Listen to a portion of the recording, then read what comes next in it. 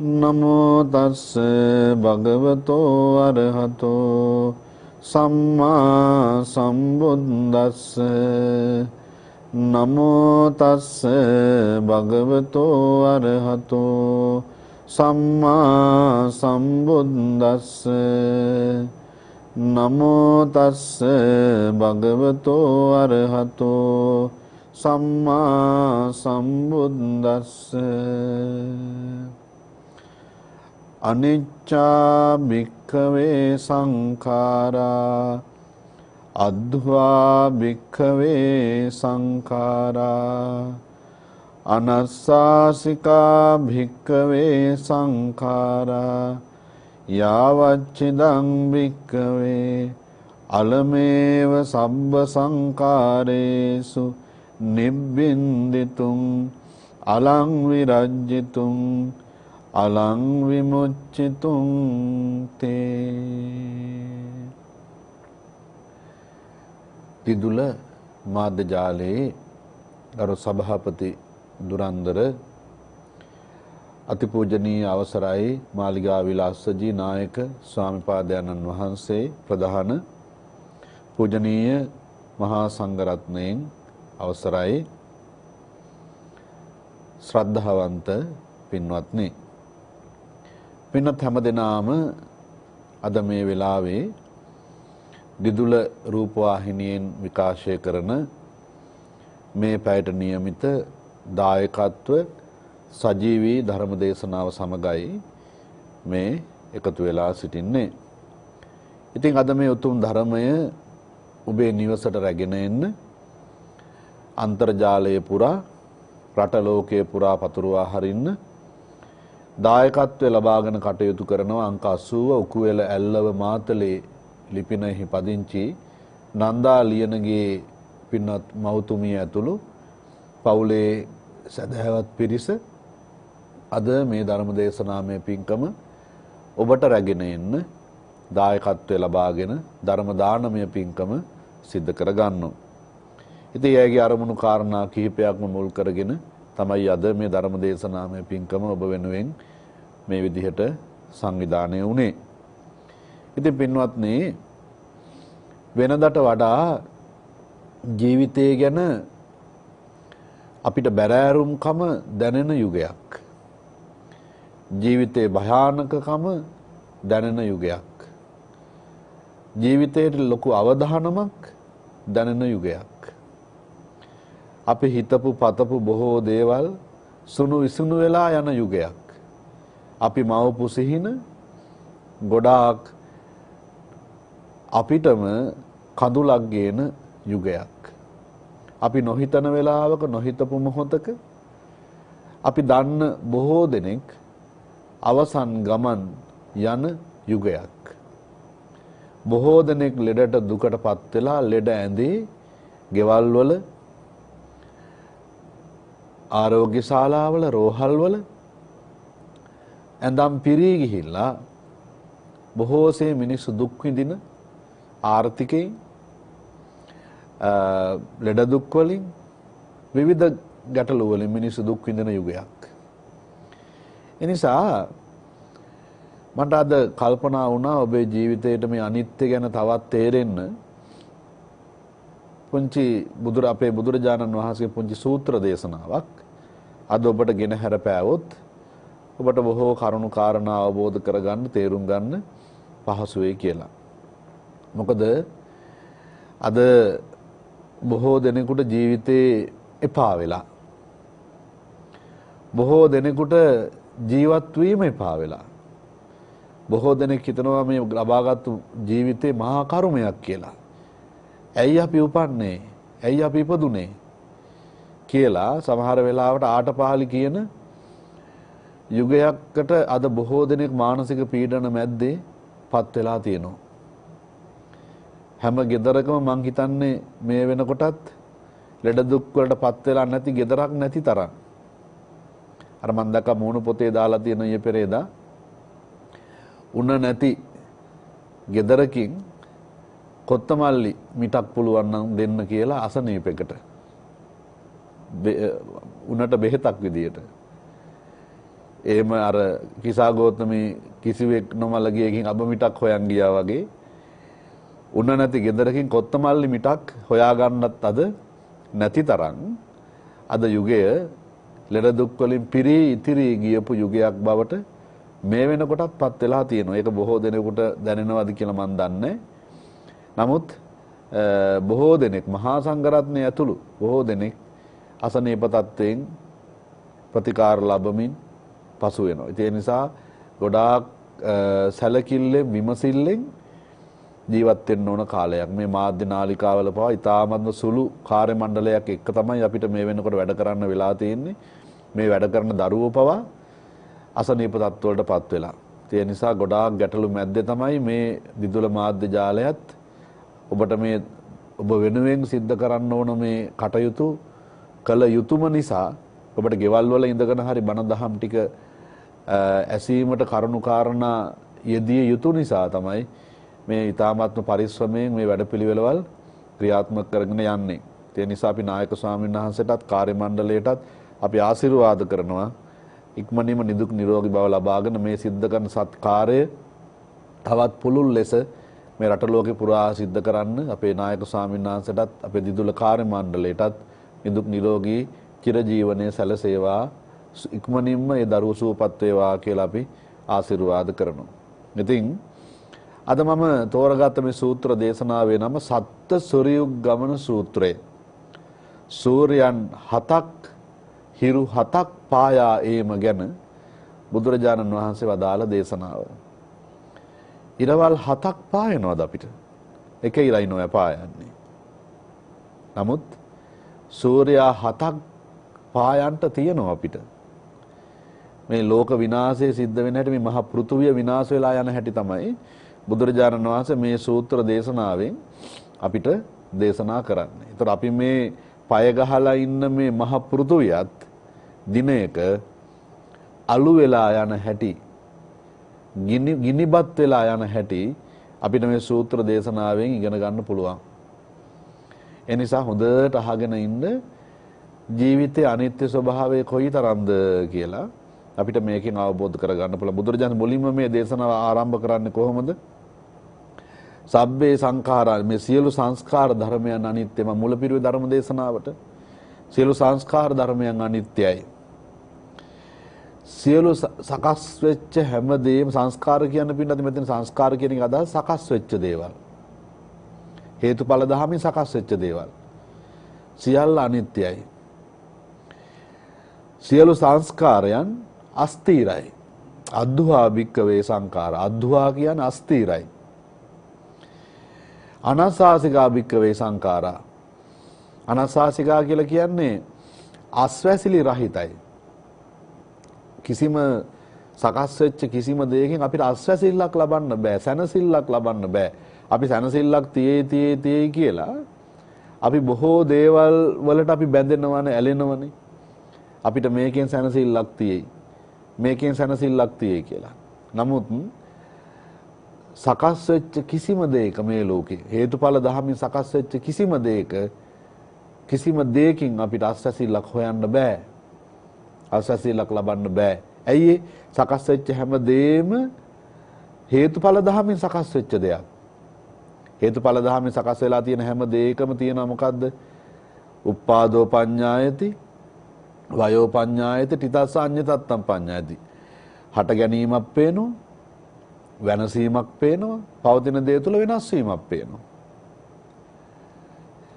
හේතුඵල ධර්මයෙන් සකස් වෙච්ච හැම දෙයක්ම ඉමස්මින් සති ඉදං හෝති, මේ ඇති කල්ලි පමණයි මේ පවතින්නේ. ඉමස්මින් අසති ඉදං හෝති, මේ නැති කල්ලි මේ නැත. ඉමස් උප්පාදා ඉදං උප්පජ්ජති, යමක් හටගද්දි යමක් හට ගන්නවා. මේ හටගද්දි මේ හට ගන්නවා. ඉමස නිරෝධා ඉදං නිරුද්ධති, ඒ නිරුද්ධ වන විට අනිකද නිරුද්ධ වෙනවා. හේතුඵල ධහම එහෙනම් හේතුඵල ධහමින් සකස් වෙච්ච හැම දෙයක්ම හේතුව සකස් වෙද්දි ඵලය හැදෙනවා. හේතු වෙනස් වෙනකොට ඵලය වෙනස් වෙනවා. හේතු උපදිනකොට ඵලය උපදිනවා. හේතුව නිරුද්ධ වෙනකොට ඵලය නිරුද්ධ වෙනවා. සකස් වෙච්ච හැම දෙයක්ම එහෙනම් අපිට අස්වැසිල්ලක් ලබන්න බෑ. මේ හැමදේම හේතුඵල දහමින් සකස් වෙන දේවල්. ඒ කිසිම දෙයකින් අපිට අස්වැසිල්ලක් ලබන්න බෑ. හැමදේම අනිත්‍යයි, අස්තිරයි, අස්වැසිලි රහිතයි. ඒ නිසා බුදුරජාණන් වහන්සේ කියනවා මේ දේ අවබෝධ කරගෙන සියලුම සකස් වෙච්ච සියලු සබ්බ සංඛාරස් සියලු සංස්කාර ධර්මයන් ගැන නොවැළෙන එකමයි වටින්නේ. ඇල්ම නිරුද්ධ කරගන්න එකමයි වටින්නේ. සකස් වෙච්ච දේවල් වලට තියෙන සකස් වෙච්ච හැම දෙයකින්ම නිදහස් වීමමයි වටින්නේ. බලන්න හරි ලස්සනයි. මේ දේ අවබෝධ කරගෙන සියලු සංස්කාර ධර්මයන් අනිත්‍යයි, අස්තිරයි, අස්වැසිලි රහිතයි, සැනසිලි රහිතයි කියලා තේරුම් ගන්න බුද්ධිමත් බුදුරජාණන් වහන්සේගේ ශ්‍රාවකයා මොකද්ද කරන්න ඕන? ඒ සකස් වෙච්ච හැම දෙයකින්ම හැම දෙයකටම නොඇලෙන එකමයි වටින්නේ. ඇලුනොත් නේ ප්‍රශ්නේ. ඇල්ම නිරුද්ධ කරගන්න එකමයි වටින්නේ. ඇයි ඇල්ම නිරුද්ධ කරගත්තේ නැත්නම් අපිටමයි ගැටලුව. අපිමයි දුක් විඳින්නේ. ඇලිච්ච හැම දෙයක්ම වෙනස් වෙනකොට අපිටම නොකියා වෙනස් වෙනකොට ඒවා කෙරෙහි තියෙන ආසාව නැති කරගන්න එකමයි හොඳ. ඒ වගේ නිදහස් වෙන එකමයි හොඳ කියනවා. හුඟක් දෙනෙක් අද අඬන්නේ, කඳුළු හලන්නේ, වැළපෙන්නේ ඇයි? මේ ධර්මය නොදන්න නිසා. මේ දේ ගැන තේරුම් කරගෙන නැති නිසා. මේ දේ ගැන අවබෝධ කරගෙන නැති නිසා. හේතුඵල ධර්මයේ සකස් වෙච්ච හැමදේම වෙනස් වෙනකොට, අනිත්‍ය වෙනකොට, අපේ වසඟේ පවත්වන්න බැරි වෙනකොට, අස්වැසිලි රහිත වෙනකොට හුඟක් දෙනෙකුට ඒක දරා ගන්න බෑ. දරා ගන්න බැරි වෙලා වෙන ප්‍රශ්න අපි ඕන තරම් ඔය පහුගිය කාලෙත් දැක්ක නේද? මම දැක්ක තරුණ දුවෙක් විශ්වවිද්‍යාලයක ඉගෙන ගත්තු මම හිතන උපාධිධාරී දරුවෙක්. ප්‍රේම සම්බන්ධතාවයක් අහිමි වීමෙන් ඒ දරුවා ජීවිතේ අහිමි කර ගන්න තැන බොහොම රූමත් දියණියක් ජීවිතයේ අවසන් ගමන් ගිහිල්ලා තියෙන පුවතක් අපි දැක්කා. ඒ නිසා මේ දේ අවබෝධ කරගත්ත නැති නිසා වෙන දෙයක් නිසා නෙවෙයි. ඊයේ පෙරේද අපි දැක්කා ඕස්ට්‍රේලියාවේ එක්තරා තාත්තා කෙනෙක් තමුන්ගේ බිරිඳත් එක්ක මොන හරි ගැටලු ටිකක් ඇති කරගෙන තියෙනවා. බිරිඳ දරුවෝ දෙන්නත් ඒ තාත්තා ළඟ දාලා ගෙදරින් පිටත් වෙලා විදේශගත කාන්තාවක්. ඉතින් ඔවුන්ට මං හිතන්නේ බෞද්ධ පරිසරය, බෞද්ධ සංස්කෘතිය පිළිබඳ තේරුම හරි අඩුයි. ඔවුන් නීතිය පිළිසරණ පතල කොහොම හරි ඒ අයගේ සාධාරණය වෙනුවෙන් ඒ අය මේ තාත්තවත් දරුවෝ දෙන්නවත් ඒ කාන්තාව අමතක කරලා තියෙනවා. ඊට පස්සේ මේ තාත්තා ගත්තු තීරණය බලන්න කොයිතරම් අනුවන ක්‍රියාවක්ද කියලා. තමුන්ගේ පුංචි සිඟිති මල් දෙකක් වගේ ඉන්න පුංචි දරුවෝ දෙන්නත් ඝාතනය කළා. ඒ තාත්තත් සියදිවි නසාගත්ත ඉතාමත්ම ඛේදනීය පුවතක් අපිට අහන්න ලැබුණා. ලංකාවේ දරුවෙක්, ලංකාවේ තාත්තා කෙනෙක්. ඒකයි අපිට දුක. ඒ නිසා බෞද්ධ පරිසරයක හැදිච්ච, බෞද්ධ රටක හැදිච්ච තාත්තා කෙනෙක්, තරුණ දරුවෙක්. ජීවිතේ මේ දේ අවබෝධ කරගන්න බැරි වීම නිසා මොන දේවල් පිළිබඳ යා කවුන්සලින් වලට ගිහිල්ලා තියෙනවා. විවිධ දේවල් ඔස්සේ යා විවිධ අධ්‍යයන කරලා තියෙනවා. ජීවිතේ සනසිල්ලක් හොයලා තියෙනවා. නමුත් මං හිතන්නේ එයාට අවශ්‍යම දේ හම්බෙලා නැහැ. බුදුරජාණන් වහන්සේගේ මේ ධර්මය හම්බෙලා නැහැ. ධර්මය හම්බුණා නම් එයා ඒ වගේ තීරණයක් ගන්න. මේ ටික තේරුම් අරගෙන හිටියානම් සකස් වෙච්ච හැම දෙයක්ම අනිත්‍යයි. සකස් වෙච්ච හැම දෙයක්ම අස්තිරයි. සකස් වෙච්ච හැම දෙයක්ම අස්වැසිලි රහිතයි. ඒ නිසා මේ හැම දෙයකින්ම හැම දෙයකටම නොවැළෙන එකමයි හොඳ. ඇල්ම නිරුද්ධ කරගන්න එකමයි හොඳ. නිදහස් වෙන එකමයි හොඳ කියලා මෙයා හොඳට මනසේ තේරුම් අරගෙන හිටියානම්, අවබෝධ කරගෙන හිටියානම් ඒ තාත්තා අදටත් දරුවෝ දෙන්නත් එක්ක ජීවත් වෙනවා මේ සමාජයේ. ඒ නිසා බුදුරජාණන් වහන්සේගේ ධර්මයෙන් ලැබෙන පිළිසරණ ජීවිතයට මෙතකයි කිව නොහැකි. ඉතින් බුදුරජාණන් වහන්සේ මේ විදිහේ විස්තරයක් කරලා උන්වහන්සේ අපිට හරි ලස්සන කතාවක් කියාගෙන යනවා. උන්වහන්සේ දේශනා කරනවා, මහණෙනි, සුනේර පර්වත රාජයා සුවාසු දහසක් යොදුන් දිගයි. සුවාසු දහසක් යොදුන් පළලයි.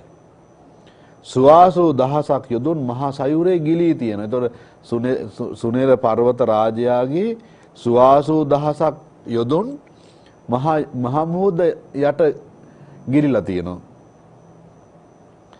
සුවාසූ දහසක් යොදුන් මහ මුහුදෙන් උඩට මතු වෙලා තියෙනවා. ඒකේ මහ විශාල පර්වත රාජයෙක් සුනේර පර්වත රාජයා.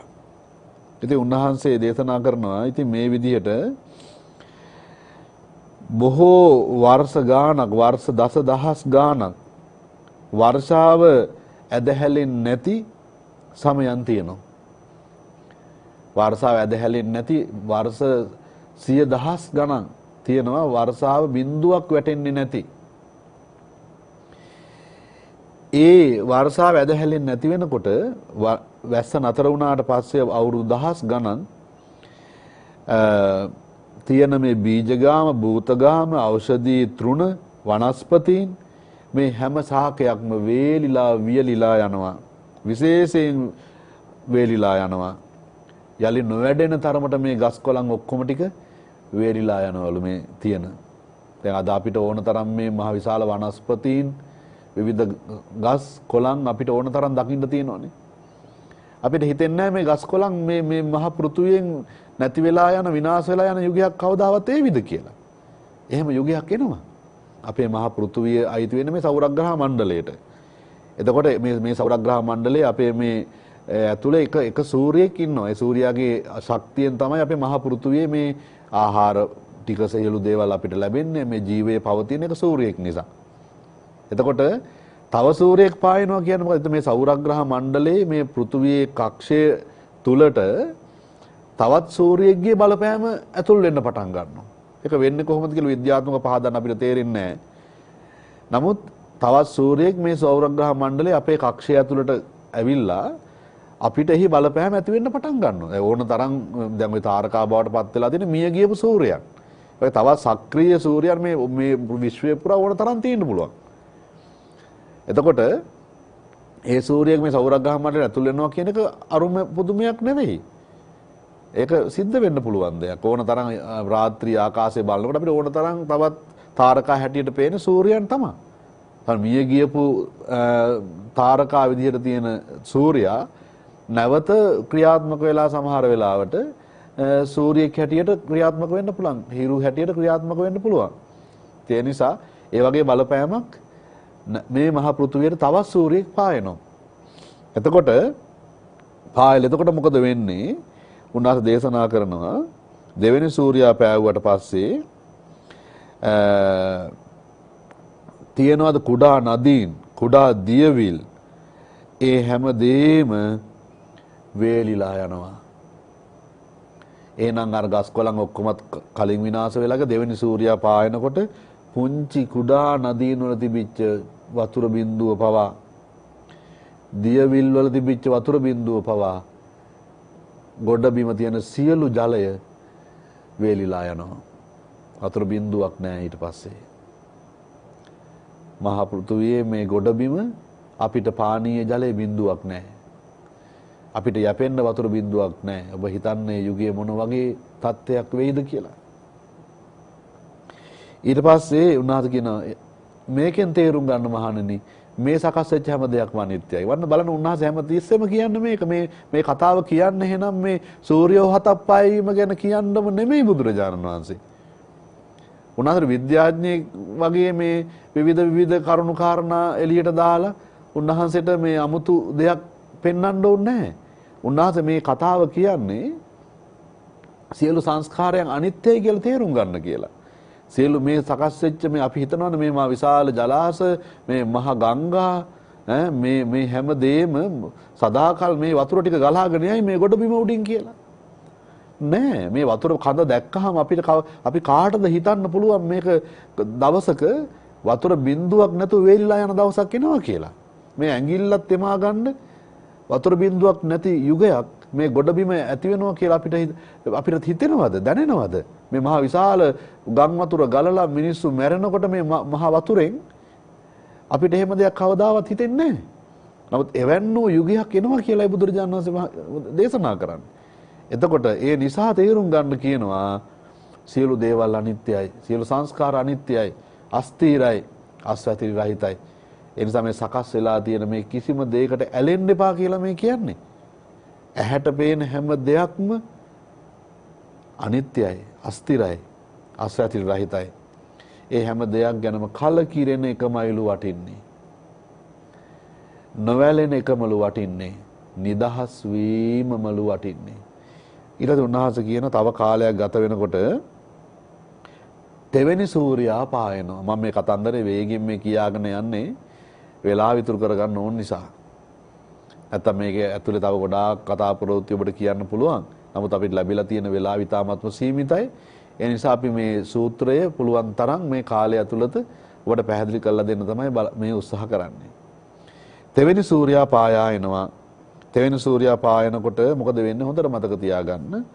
ගංගා, යමුනා, අචිරවතී, සරබු, මහි කියන මේ මහා නදීන් පවා වේලිලා වතුර බින්දුවක් නැතුව වේලිලා යන දවසක් එනවා. එහෙනම් දෙවෙනි සූර්යයා පායනකොට කුඩා දියවිල් වේලිලා ගියා. කුඩා නදීන් වේලිලා ගියා. දෙවෙනි සූර්යයා පායනකොට අර මහ විශාල ගංගා, දඹදිව් තලයෙන් ගලාගෙන යන මහ විශාල ගංගා, යමුනා, අචිරවතී, සරබු, මහි මේ වගේ මහ විශාල ගංගා පවා වේලිලා යනවා වතුර බින්දුවක්වත් නැතුව. දැන් බලන්න ওই සමහර රටවල තියෙන රටවල් ගානක ගලාගෙන බහින මා විශාල ගංගා තියෙනවානේ. ඒ ගංගා පවා එතකොට වේලිලා යනවා වතුර බින්දුවක්වත් නැතුව. ඒතර හිතන්න මොන වගේ තත්වයකට මේ ලෝකෙපත් වේද කියලා. ඒ නිසා පින්වත්නි මේ ගොඩබිම අල්ලගෙන එහෙනම් අපිට සෙතක් වෙන්නේ නැහැ. අපි පය ගහලා ඉන්න ගොඩබිම අපිට තිබහට තියෙන වතුර ටික දවසක වතුර බින්දුවක්වත් නැතුව වේලිලා යන දවසක් එනවා. උන්වහන්සේ කියන ඒ නිසා තේරුම් ගන්නලු සියලු සංස්කාරයන් අනිත්‍යයි, අස්තිරයි, ආස්වාසිලි රහිතයි. ආස්වාසිලක් ලබන්න බෑ, සනසිල්ලක් ලබන්න බෑ. ඒ නිසා මේ හැම සංස්කාර ධර්මයක් ගැනම කලකිරෙන එකමයිලු වටින්නේ. සකස් වෙච්ච ලෝකේ සකස් වෙච්ච හැම දෙයක් ගැනම කලකිරෙන එකමයිලු වටින්නේ. නොයැලෙන එකමලු වටින්නේ. නිදහස් වෙන එකමලු වටින්නේ. ඉතින් උන්වහන්සේ මෙහෙම දේශනා කරලා ඊට පස්සේ පැහැදිලි කරන තව ටිකක් කල් යනකොට මහණෙනි සතරවෙනි සූර්යයා පායා එනවා. දැන් එක එක සූර්යයා පායා එනකොට වෙන විපර්යාස ටික ඔබ තේරුම් ගන්න. දැන් හතරවෙනි සූර්යයා පායා එනවා. හතරවෙනි සූර්යයා පායා එනකොට උන්වහන්සේ දේශනා කරනවා මේ මහා නදීන් උපදින තැනක් තියෙනවනේ. මහා විල් තියෙනවනේ. ඒ කියන්නේ අනවතප්ත, සිංහ ප්‍රපාත, රතකාර, කනිමුණ්ඩ, ෂඩ්දන්ත, මන්දාකිනි කියලා මහා විශාල විල් තියෙනවලු. මේ මහා විශාල විල් වලින්ලු මේ විශාල මහා නදීන් උපදින්නේ. දැන් අපි කියන්නේ අපේ මේ ලංකාවේ තියෙන මහවැලි, කැලණි, කළු වලවේ යන ගංගා සමනොල කන්ද මුදුනේ සිට පැන නැග්ගා.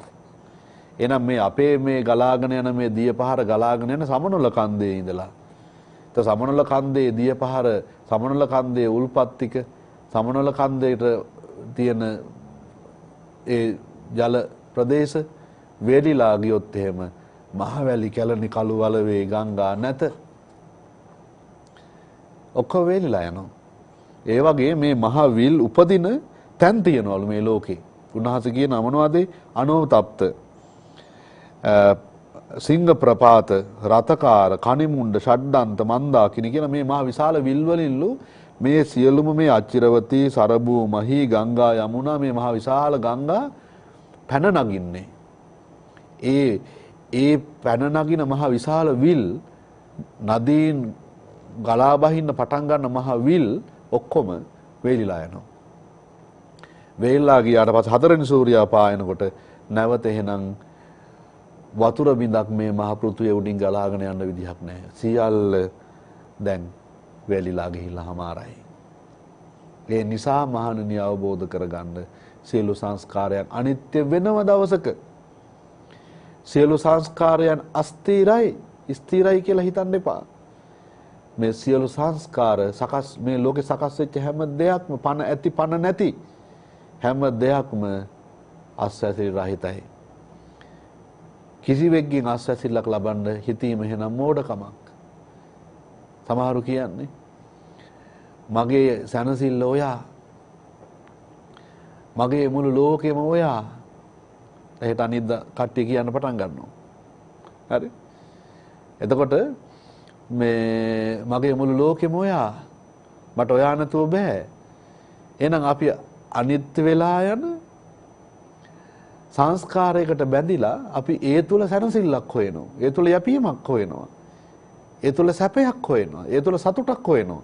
නමුත් අපි මේ බැඳිච්ච ඇලිච්ච දේ සංස්කාරයක්. හේතුඵල ධර්මයෙන් සකස් වෙච්ච දෙයක්. ඒ අනිත්‍යයි නම්, ඒ අස්තිරයි නම්, ඒ ආස්වැති රහිතයි නම් අපි කොහෙන් සැනසෙන්නද? අපි කොහෙන් සැනසෙන්නද? ඒ නිසා මේක අපි තේරුම් ගන්න ඕන, අවබෝධ කර ගන්න ඕන. ඊට පස්සේ උන්වහන්සේ දේශනා කරනවා පස්වෙනි සූර්යා පායා එනවා. පස්වෙනි සූර්යා පායා එනකොට උන්වහන්සේ පැහැදිලි කරනවා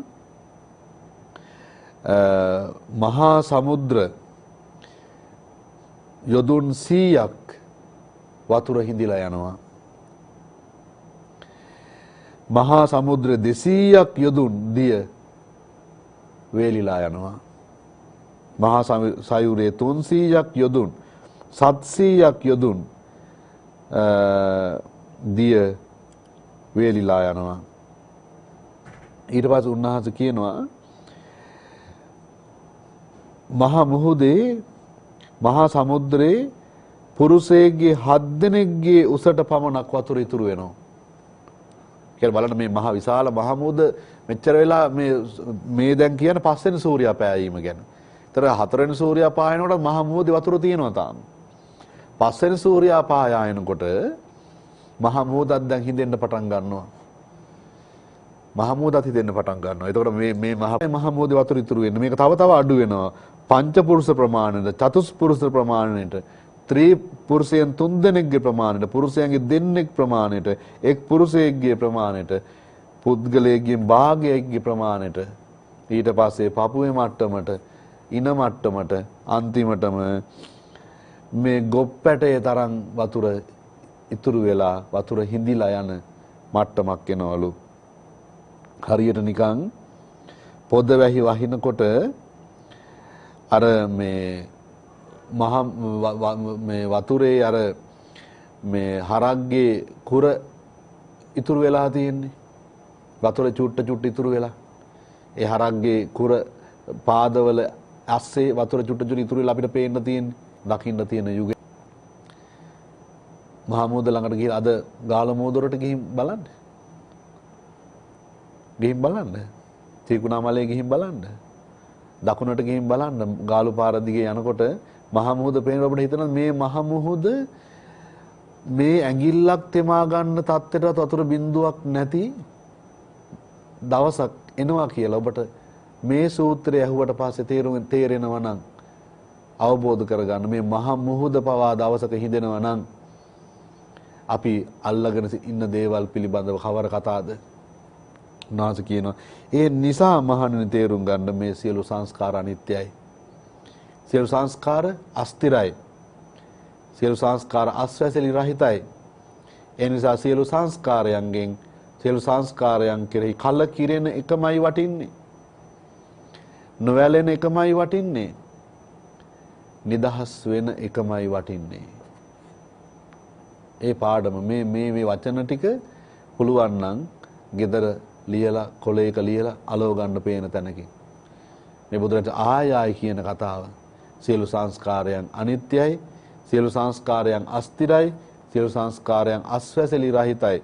ඒ නිසා සියලු සංස්කාරයන්ගෙන් කෙරෙහි කලකිරෙන එකමයි වටින්නේ, නොවැළෙන එකමයි වටින්නේ, ඇල්ම නිරුද්ධ කරගන්න එකමයි වටින්නේ, නිදහස් වෙන එකමයි වටින්නේ කියලා කොහේ ලියලා ගහ ගන්න උදේ හවස කියවන්න. එතකොට ජීවිතය ගැන මුගාක් දේවල් තේරෙන්න පටන් ගන්නවා. ජීවිතේ එක එක දේවල් වෙනස් වෙනකොට, අහිමි වෙනකොට, නැති වෙනකොට අපිට අර දේ ඔළුවට අපි දාගෙන හිටියොත්, තේරුම් අරන් හිටියොත් අපිට හරි මේවට හරිම ඍජුව මූණ දෙන්න පුළුවන් වෙයි. සැනසille මූණ දෙන්න පුළුවන් වෙයි. අවබෝධයෙන් මූණ දෙන්න පුළුවන් වෙයි. නැත්තම් අපේ සමාජයේ මේ සිද්ධ වෙන විපර්යාස හින්දා මුග දෙනෙක් පිස්සෝ වෙලා නතර වෙන දවස වැඩි ඈතක නොවන බව හොඳට තේරුම් ගන්න. ජීවිතේට එපා කියන, මට ජීවත් වෙන්න බෑ කියන සියදිවි නසා ගන්න යුගයක් ළඟ ළඟම එනවා. එක එක අපිට මැරිලා වැටෙන යුගයක් එනවා. ඒ නිසා මේක අවබෝධ කරගෙන, මේක තේරුම් අරගෙන ජීවත් වෙන්න. මේක තේරුම් අරගෙන ජීවත් වෙන මිනිස්සු මේ මනුස්ස ජීවිතේ නැති කරගන්නේ නැහැ. අහිමි වෙද්දි එයා ජීවිතයට මුහුණ දෙන්නේ තව තව අහිමි වීම අවබෝධ කරගන්න. තව නැති වෙන දේවල් මට තිබෙනවා කියලා අවබෝධ කරගන්න. එයා කවදාවත් ජීවිතෙන් පැනලා යන්නේ නැහැ. එයා අහිමි වෙන හැම දේ තුළම එයා ධර්මය හොයනවා. අනිත්‍ය දුක් අනාත්මය හොයනවා. එයා හොයා හේතුඵල ධම හොයනවා. හොයා එයා අවබෝධ කරගන්නවා. එයයි විය යුත්තේ. ඊට පස්සේ උන්වහන්සේ කියනවා කාලයක් යනකොට 6 වෙනි සූර්යා පායා එනවා. 6 වෙනි සූර්යා පායා එනකොට උන්වහන්සේ කියනවා මහ පොළොවේ සුනිර පර්වත රාජ්‍යය ඇතුළු මේ මහ පොළොවෙන් මොකද වෙන්නේ? දුන් දාන්න පටන් ගන්නවා. අර මහ විශාල සුනිර පර්වත රාජ්‍යය දැන් සම්පූර්ණම හිඳිලා ගිහිල්ලා මේ රස්නෙට හරියට නිකන් මේ කුඹල් කරුවෙක්ගේ උදුනෙන් ගිනි දල්වනකොට දුන් දානවා වගේ, විශේෂයෙන් දුන් දානවා වගේ, අතිශයින්ම දුන් දානවා වගේ මහ පොළොවෙන් සුනිර පර්වත රාජ්‍යයෙන් 6 වෙනි සූර්යා පායා එනකොට දුන් දාන්න පටන් ගන්නවා දැන්. දැන් මේ අපි මේ පය ගහලා ඉන්න මේ මහ පොළොවෙන් දුන් දාන්න පටන් ගන්නවා. මුළු මහ පෘථුවියම එහෙනම් දුන් දානවා. ඒ නිසා තේරුම් ගන්න සියලු සංස්කාර අනිත්‍යයි, අස්තිරයි, අසතිරයිතයි. ඒ නිසා මේ මහ පොළොව නැමැති මේ සංස්කාරයත් අනිත්‍යයි නම් කලකිරෙන එකම නොවේද වටින්නේ. නිදහස් වෙන එකම නොවේද වටින්නේ. අවබෝධ කරගන්න. ඊට පස්සේ කියන උන්න 7 වෙනි සූර්යා පායා එනවා. 7 වෙනි සූර්යා පායා එනකොට උන්වහන්සේ කියනවා මේ මහ පොළවත් සුනිර පර්වත රාජ්‍යයත් ගිනිගෙන ඇවිලෙන්න පටන් ගන්නවා. සම්පූර්ණම දැවෙන්න පටන් ගන්නවා. බඹලොව වෙනකම් මේ ගිනි ජාලා පැතිරෙනවා. විශේෂයෙන් ඇවිලෙනවා. මහ ගිනි කඳින් සිනරු පර්වත රාජයා 100ක් යොදුන් උස කඳු කඩාගෙන බිම වැටෙනවා.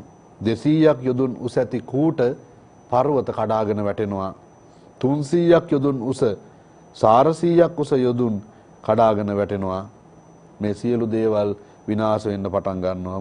මේ මහ පෘථුවියම ඇවිලිලා සම්පූර්ණම ඇවිලිලා හරියට නිකන් අර කපුරු බෝලයක් පිච්චෙනකොට දැලිවත් මුකුත් ඉතුරු නැතුව ශේෂ වෙලා යනවා වගේ, දැවිලා යනවා වගේ මේ මහ පෘථුවියත් කිසිවක් ශේෂ නැතුව, දැලි ටිකක්වත් ඉතුරු නැතුව, අලු ටිකක්වත් ඉතිරි නැතුව සම්පූර්ණයෙන්ම අලු වෙලා සම්පූර්ණම දැවිලා යන දිනයක් උදා වෙනවා. එනනම් මේ මහ පෘථුවියේ අපි ජීවත් වුණා පය ගහලා. මහ පෘථුවිය කපුරු බෝලයක් ඇවිලිලා යන්න හේ. සම්පූර්ණම ඇවිලිලා සම්පූර්ණම ගිනිබත් වෙලා නැති වෙලා යන දිනයක් උදා වෙනවා. ඒ නිසා ඔබ තේරුම් ගන්න පින්වත්නි, සියලු සංස්කාර ධර්මයන් අනිත්‍යයි කියලා. සියලු සංස්කාර ධර්මයන් අස්තිරයි කියලා. සියලු සංස්කාර ධර්මයන් අස්වැසිලි රහිතයි කියලා. බලන්න මේ ලෝකෙට අපි කිව්වනේ මගේ මුළු ලෝකෙම ඔයා කිව්වා. ඒ කියන්නේ ලෝකේ කවදාවත් විනාශ වෙලා යන්නේ නැති වෙයි කියලා හිතලා. මහ පෘථුවිය කවදාවත් විනාශ වෙලා යන්නේ නැති වෙයි කියලා. නමුත් ලෝකෙත් එහෙන විනාශ වෙලා යන දවසක් එනවනේ. ඒ නිසා එහෙනම් ලෝකේ ස්ථිරයි කියලා, මහ පෘථුවිය ස්ථිරයි කියලා උපමා බැන්දට එය පළක් නැහැ, නිෂ්ඵල කාර්යයක්. ඒක හොඳට තේරුම් ගන්න ඕන. නමුත් පින්වත්නි, කිව යුත්තක් තියෙනවා. මොකද්ද? මේ මහ විශාල මහ පෘථුවිය විනාශ වෙලා යද්දී මේ ඉන්න සත්වයාට මොකද වෙන්නේ? සත්‍යයට මොකද වෙන්නේ? සත්‍යයා එතකොට එතනින් සත්‍යයත් විනාශ වෙලා යනවද? නැත. මහා පෘථුවිය විනාශ වෙලා යන කල්ප තියෙනවා. ඒවට කියනවා සංවට්ට කල්ප කියලා. මහා පෘථුවිය නැවත සකස් වෙන කාල තියෙන. ඒවට කියනවා විවට්ට කල්ප කියලා.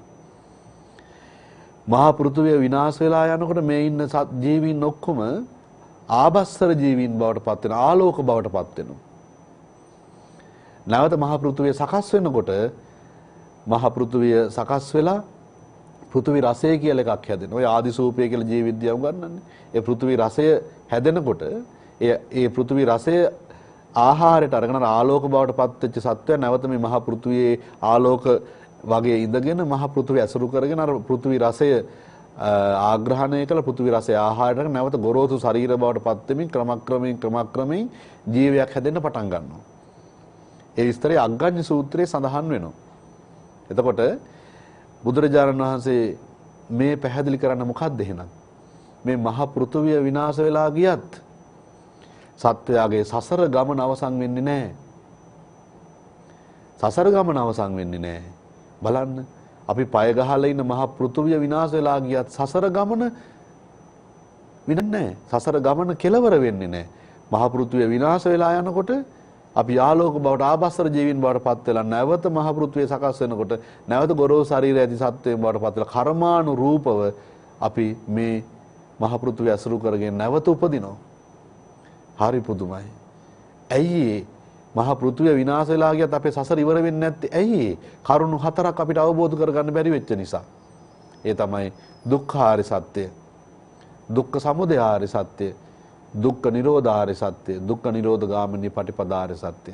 මේ ආර්ය සත්‍ය හතර අවබෝධ කරගන්නකම් මහ පෘථුවිය විනාශ වෙලා ගියත් අපේ සසර ගමන අවසන් වන්නේ නැති බව හොඳට තේරුම් ගන්න, අවබෝධ කරගන්න.